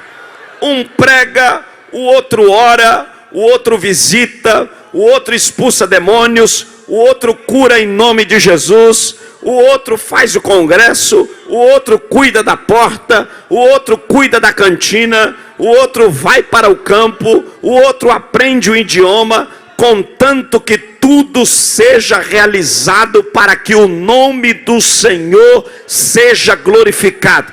Então eu queria convocar-lhes nesta manhã, e eu sei que eu estou falando a um auditório habilidoso, e cada um aqui na sua porção daquilo que Deus lhe entregou, carrega consigo um sentimento e uma habilidade natural e espiritual da qual Deus lhe confiou, e eu queria que você fosse porta-voz de Deus para profetizar a alguém nesta manhã. Se você puder, diga para quem está do seu lado, diga: seja útil na habilidade que Deus te confiou. Diga aí, seja útil cantando, seja útil pregando, seja útil orando, seja útil expulsando demônios, visitando os enfermos. Esta manhã é uma manhã missionária, e eu quero acreditar que eu estou pregando para corações desejosos.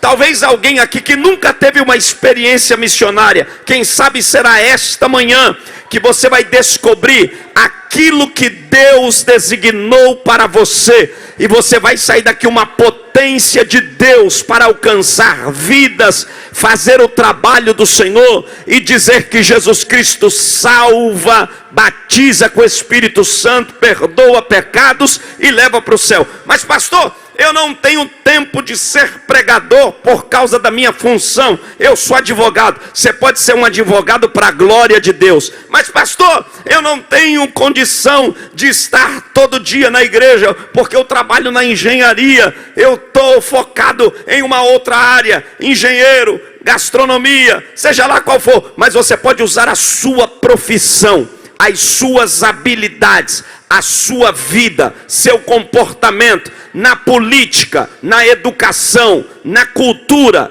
e na economia, para que o reino de Deus se manifeste em você. Não importa a arma, o que importa é o poder que você carrega do Espírito Santo.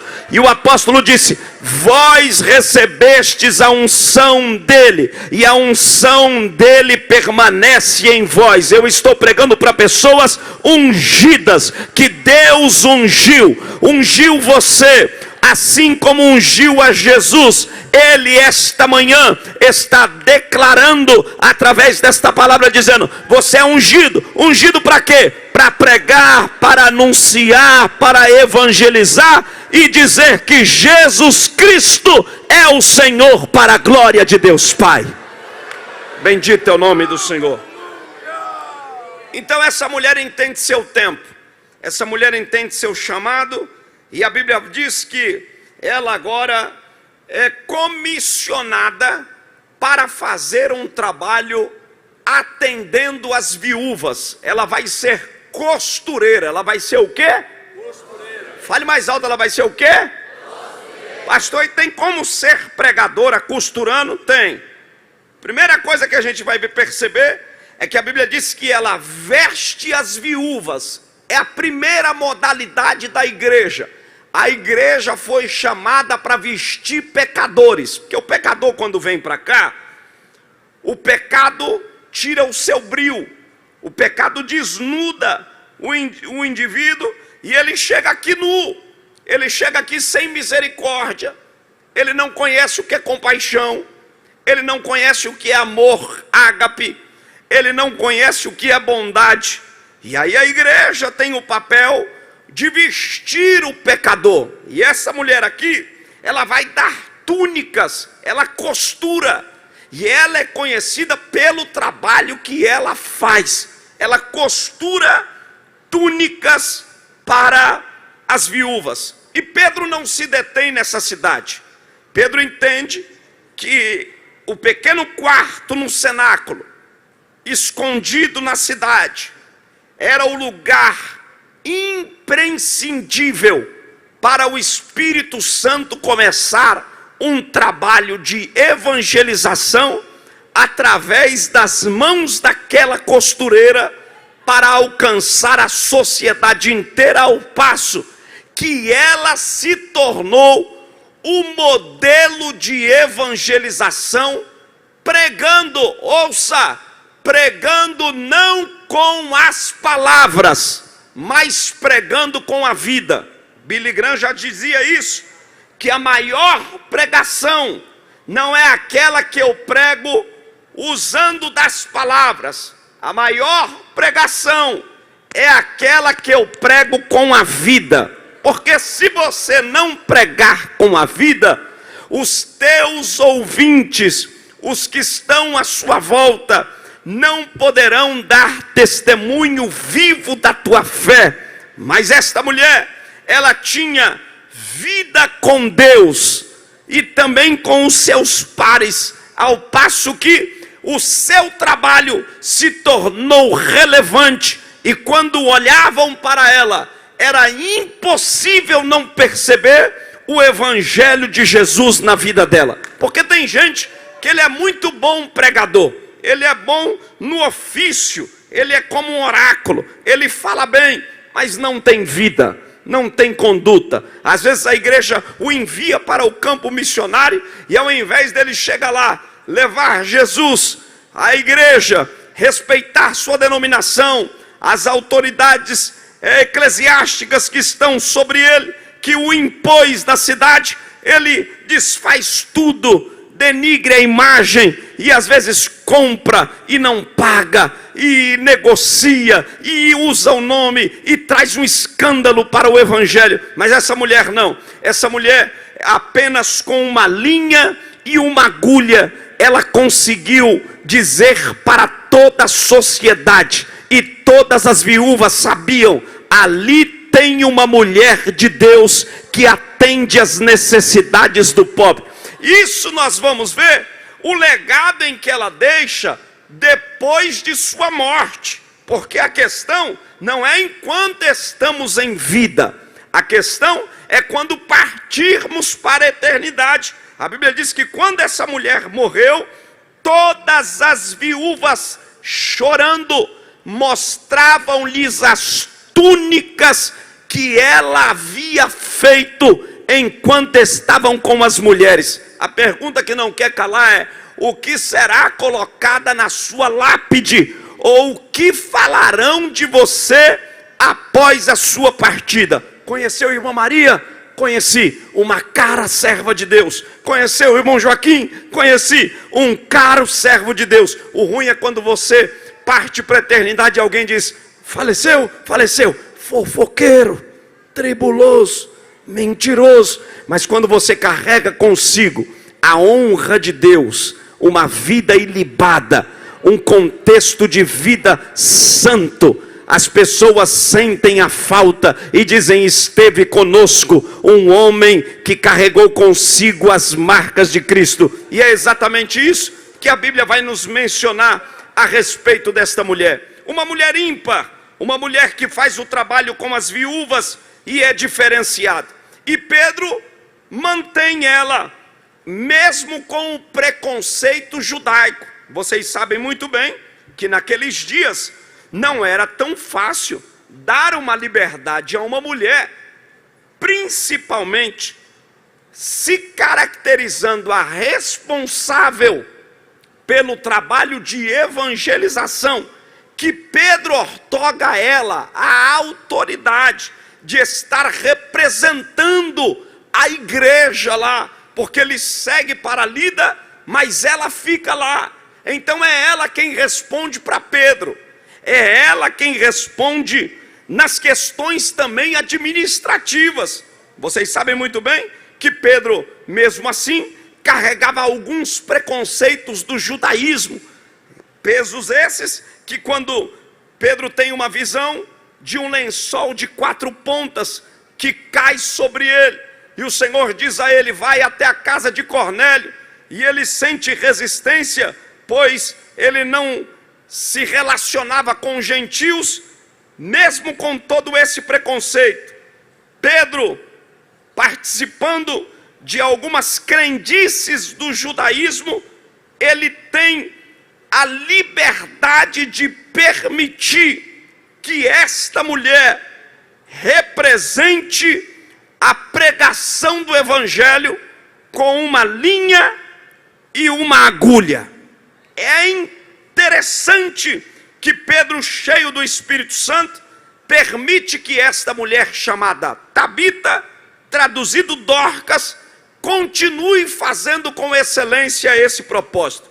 E eu fiquei perguntando comigo o que teria a ver a relação desta mulher com as características de uma igreja verdadeira, porque ela de fato aqui vai representar esse papel na sua sociedade, na sua inteireza, na sua entrega, na sua postura e no seu dia a dia. E olhando para o contexto histórico, para quem não sabe, o nome dessa mulher tem muito a ver com o que ela faz e com aquilo que Deus conta que sejamos para a tarefa no campo missionário.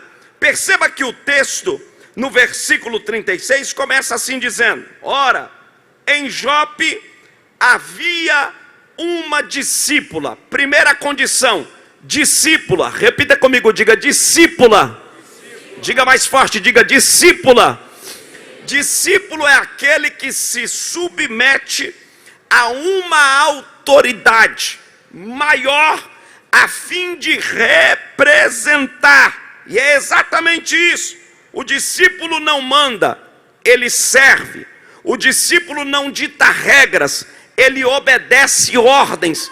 E ele está pronto para aprender, ele está pronto para ouvir, ele está pronto para ser arguido, ele está pronto também para responder. E é exatamente isso.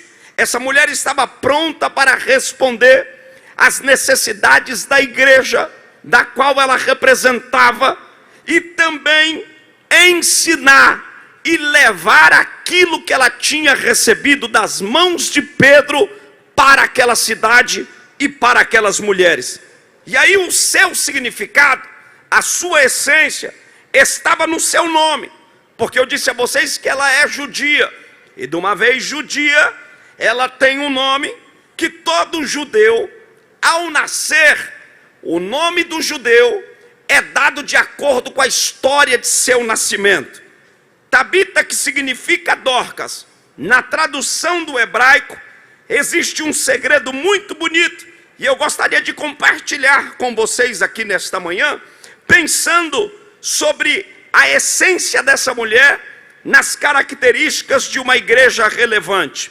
Percebam, se vocês não sabem, quando um judeu nasce, o nome da criança é dado de acordo com a história de seu nascimento. Então, vocês se lembram de uma mulher que teve fortíssimas dores de parto, e ao nascer o menino, logo foi perguntada para a mãe: como se chamará o menino? Ela disse: esse se chamará Jabes, porque com dores eu o tive. Então todo mundo aonde Jabes passava, sabia que ele era o causador de dores, porque seu nome dizia muito a respeito do dia em que ele nasceu. A Bíblia também vai nos falar que Joquebede, uma mulher que deu à luz a um menino, e logo quando mais tarde a princesa o tirou das águas, e ele recebe o nome de Moisés, queria dizer tirado das águas, porque a história tinha muito a ver com o dia de seu nascimento. Dentre tantos outros, Esaú, Jacó e dentre tantos outros, Isaque, que é o riso de sua mãe, que não podia gerar, mas Deus dá a ela a alegria de colocar nos braços uma criança da qual era promessa da sua velhice. Dentre tantas outras histórias. E eu fui pesquisar aqui para saber o que significa Tabita.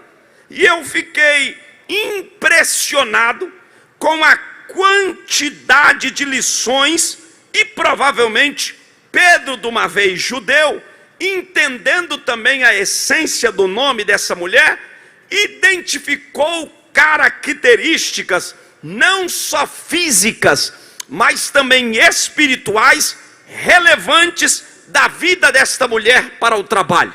Percebam, o nome dela se chama Tabita, que traduzido quer dizer Dorcas. Essa tradução tem muito a ver com um animal do campo. O significado deste nome está relacionado a um animal do campo que está na família do cervo, da corça e da gazela. São esses três animais. Tabita significa gazela, que relacionado está lá entre cervo, corça ou gazela, que faz parte da mesma família.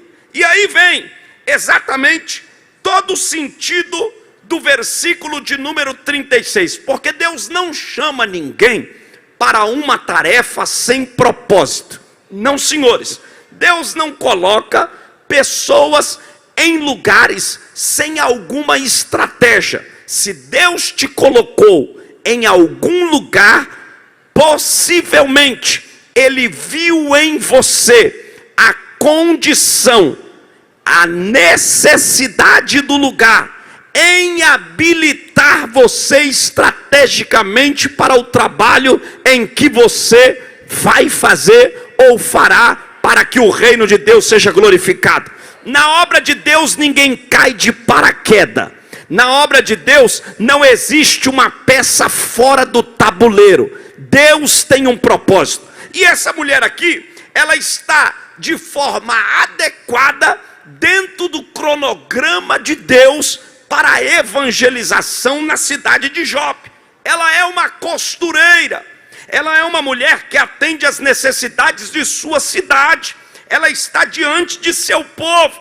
E ela atende às demandas das viúvas que não podem ser assistidas. E a gente vai perceber que para esta tarefa era necessário carregar consigo essa vasta experiência. E a primeira delas, como igreja, está relacionada ao comportamento da vida deste animal no campo. Para quem não sabe, a gazela é um dos animais no Velho Testamento que Deus estabeleceu para Moisés na lei do sacrifício. Deus foi muito criterioso com Moisés quando pediu para que os sacerdotes oferecessem sacrifício, e Deus deu uma lista para Moisés de quais animais poderiam se fazer a oferta. Deus disse: olha, não me traga animais com fenda, não coloque aí urubu, gafanhoto, não coloque esses animais, essas aves de rapina, porque eu não vou receber a oferta nem de quem trouxe e nem de quem vai fazer a expiação. Mesmo sendo pobre, mesmo sendo alguém com pouca condição, traga pelo menos uma pombinha, uma ave pequena, mas que seja limpa e que não seja ave de rapina. E dentre essas aves, dentre esses animais, a gazela, o cervo e a corça estava relacionado lá. E aí eu fui olhar e observar que a gazela, o cervo e a corça têm uma característica peculiar. Qual é, pastor? É um animal do campo que não se mistura e não se suja nos chacais. Ele passa pelo deserto, ele passa na floresta, ele vai pelo campo, mas a sua essência é uma essência de pureza. Vou repetir, é um animal do campo que possui pureza na sua característica. Ele não se suja, ele não está envolvido com as sujeiras dos chacais, tem uma essência diferenciada. E aí eu me lembro da pergunta do salmista que diz: Senhor, quem habitará no teu reino? Quem morará no teu santuário?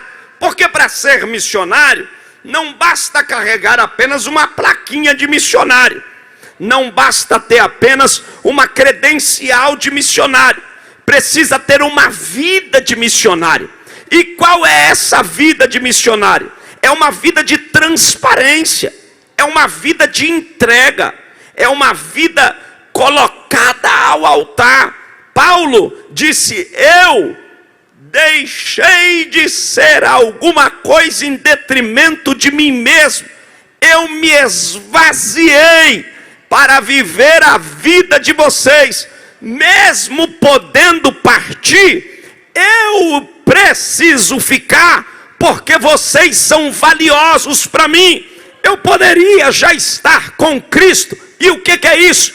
É pureza, é entrega. Não é alguém que vive em detrimento de si, mas vive em detrimento daquilo que está relacionado ao reino de Deus. É pureza sem terceiras e segundas intenções. Esta manhã, o Espírito de Deus está levantando um exército de pessoas com essa característica. Bendito é o nome do Senhor. Perceba, essa mulher é uma mulher pura, não é uma mulher com segundas intenções. É exatamente esta necessidade que precisamos ter relacionada ao trabalho missionário. A gente vai perceber que Dorcas é uma mulher que carrega consigo a pureza, é uma mulher que carrega consigo a verdadeira essência do evangelho, de trabalhar sem expectativa daquilo que as pessoas pensavam em fazer por ela.